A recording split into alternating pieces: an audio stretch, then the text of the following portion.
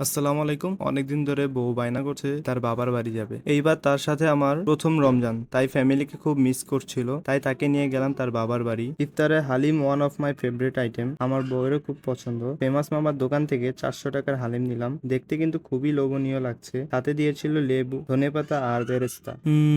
হালিম থেকে কিছু আচারি গন্ধ পাচ্ছি। মাংসের পিসও ছিল মোটামুটি, কিছু ছিল তেলের পিসও।